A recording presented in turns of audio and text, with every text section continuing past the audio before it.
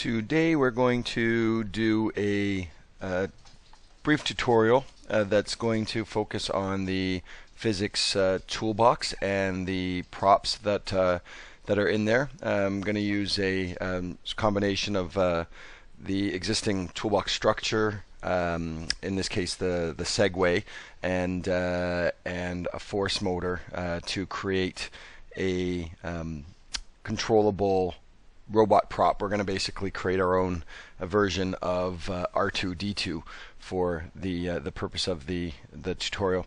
So we're going to go ahead and start first with the infinite plane, obviously, so that we don't have our props falling through to the ends of the world. So I've also pulled out the props I'm going to be using already, just so that way it would be easy for me to locate them and find for the purpose of things. So we're going to start with the Segway itself. So this is a structure that comes already with the toolbox itself, and you see that it has the controls for the speeds that you can run forwards and backwards, and at the same time you can also control the turning radius. That's why I'm using this particular prop for the building our robot, because it'll allow our R2-D2 to move forward, backwards, turn around, sideways. So the R2-D2 itself comes in several parts. So that will control, the Segway will be good for controlling his movement around our stage itself, but R2-D2's head also would spin around, and for that we want to create another motor that we're going to be using, and it's easy. I find it easier for me to take the controllable physics tool pieces first. So in this case, we're going to take the swing motor out, which is motor D in the toolbox. Now, what we're going to want to do with the actual motor itself is we're going to want to adjust the constraints on the actual motor itself. So I'm just going to go ahead and connect it, attach it to the parent object in the Segway, and then in the physics setting itself, we want to obviously have it constrained not to the world, because we want it to move around with the actual Segway. So we're going to actually change the target as opposed to the world, to have it to the Segway.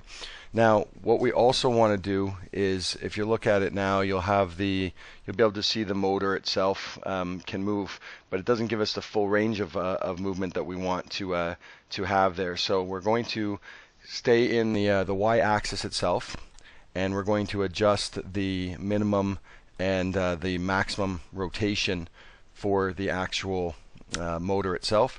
And then when you're looking at it, you're going to see now that it'll be able to swing all the way around in a 360 degree fashion for what which is exactly what we want it to be able to do.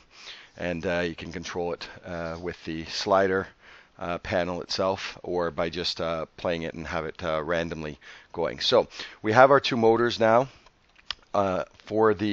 which forms the base of our prop. In this case, again, the R2-D2. So if we want to, we can test that out and have see how the head would be moving around while he's turning and while you're controlling it on your stage itself, to see how R2-D2 would be getting around. So now what we want to do is create the actual prop itself with the body parts that we'll be using for our R2-D2. And again, these particular ones I've used for the purpose of this example are just stock primitives that are in Iclone itself.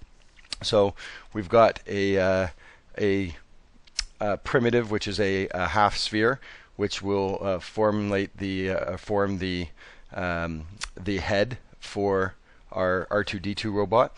And for this one, I'm not going to enable any physics on it. I don't need any physics, but we're just going to go ahead and attach it to the actual motor for the actual head, so that way we can have it and control it when we're going to be animating with the actual robot itself.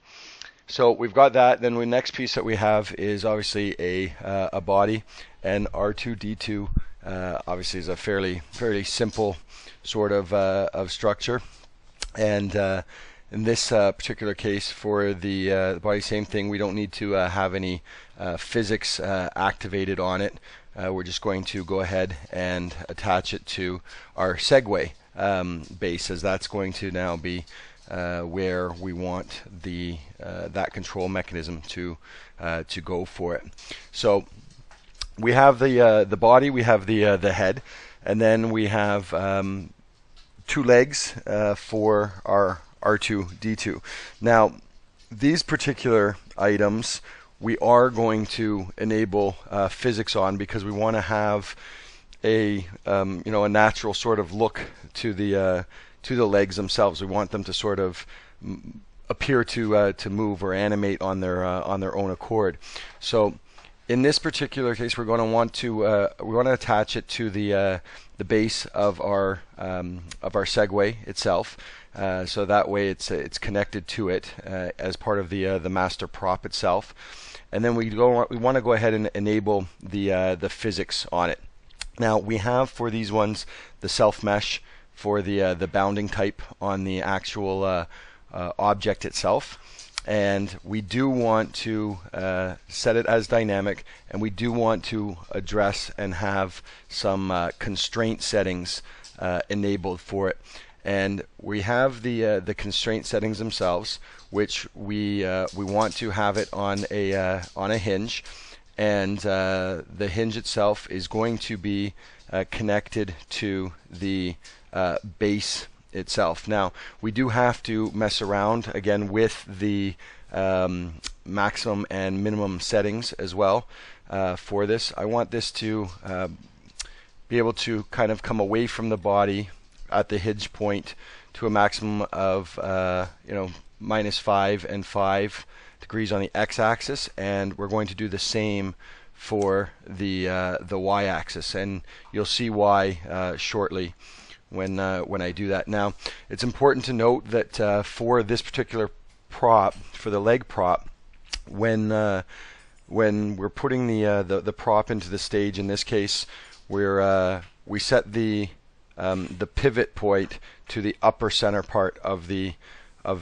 prop. So that's where our pivot point is. If you'll notice it there with the gizmo, because in that way, once we have our Segway moving, you'll notice how the leg itself moves slightly, and you can adjust the max and min to see for the maximum movement. I find that the 5 degrees in this particular case is sufficient to give the animation its look that we want for it.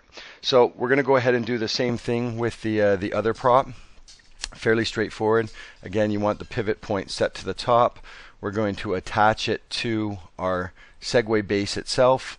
We are going to go ahead and enable the physics for it, again with the self mesh, and we're going to adjust and select the hinge with our target once again being the base itself, and we want to adjust the access points for the prop itself for both the X and Y axis, as you'll see here, and then that way we have both of our legs will be attached and affixed, and when the actual Segway goes, it will move.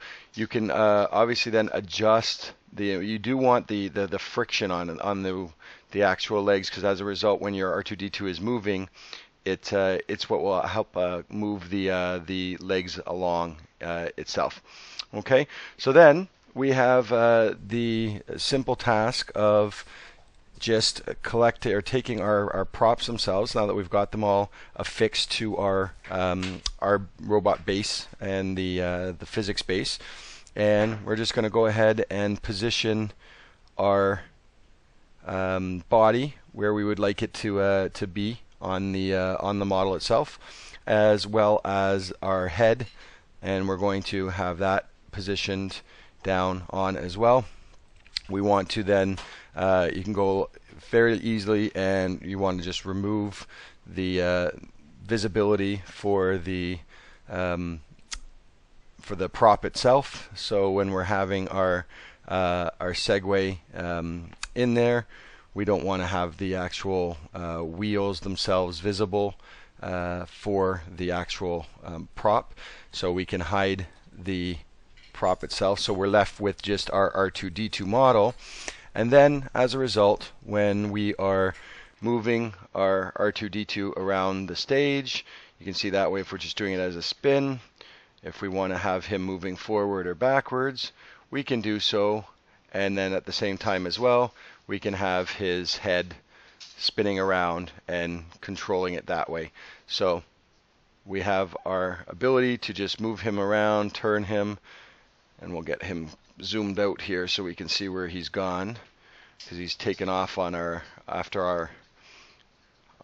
actual stage itself. I'll bring that back to it.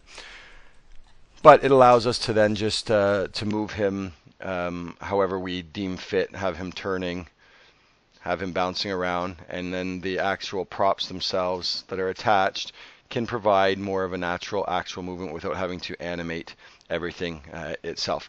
So hopefully that was useful for you, and thanks for listening. And now I'll probably texture this robot guy up for us, and we'll probably put him on the forums as a freebie for you Star Wars fans.